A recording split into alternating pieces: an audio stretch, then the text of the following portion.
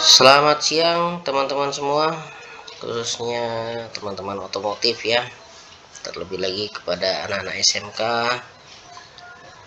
Jadi di sini saya akan coba menjelaskan bagaimana proses kerja daripada sistem transmisi ya.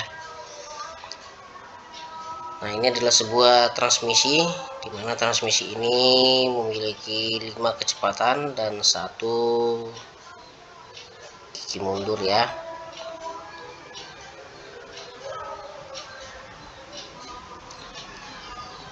Oke, baik, ini adalah sebuah transmisi di mana transmisi ini dilengkapi dengan 5 kecepatan maju dan 1 kecepatan mundur ya.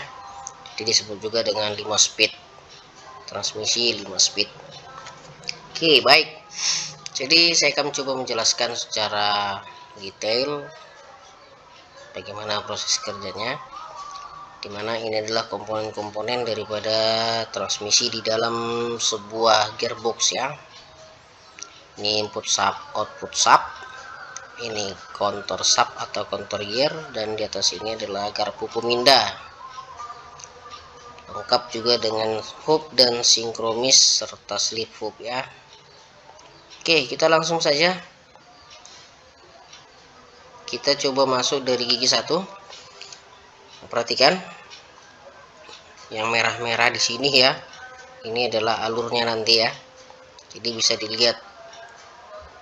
Kita ulang lagi ya. Jadi putar mesin akan diteruskan ke poros input sub. Jadi kalau merah di sini berarti sudah berputar ya. Oke, kita masuk 1, diteruskan masuk ke gigi percepatan 1, lanjut kemari, ini ke slip hub ya, ke hub ya.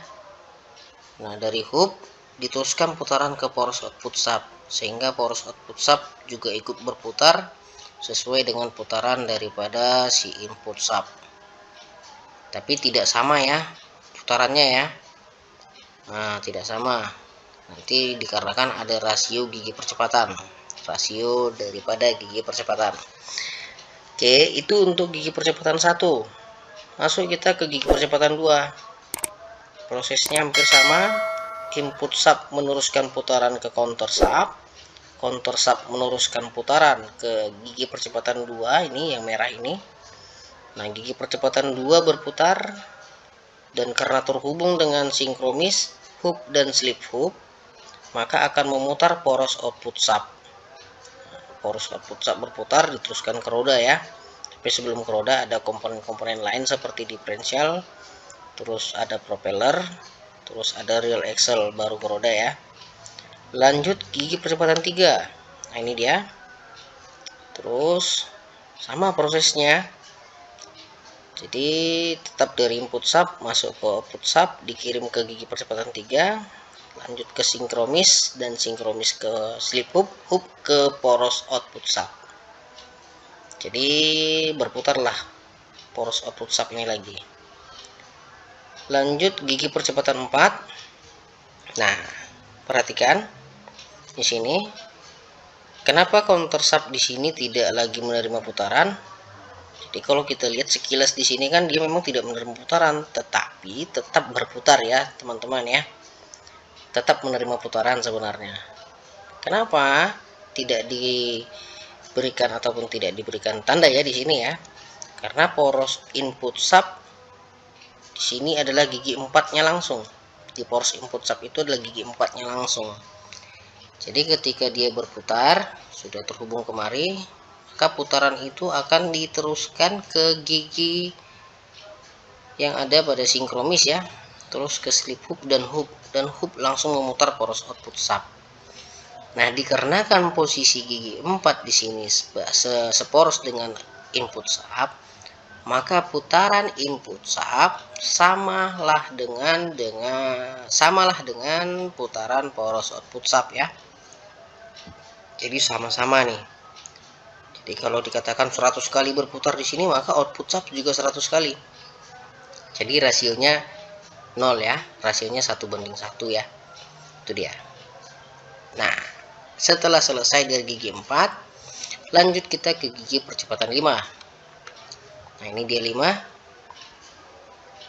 dihubungkan kemari, terus masuk ke sinkromis ini yang hijau, terus masuk ke slip hoop dan hoop memutar daripada poros output sub.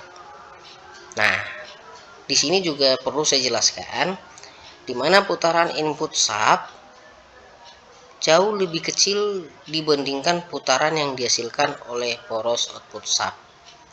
Yang artinya poros output sub di sini sudah berputar lebih banyak daripada poros input sub.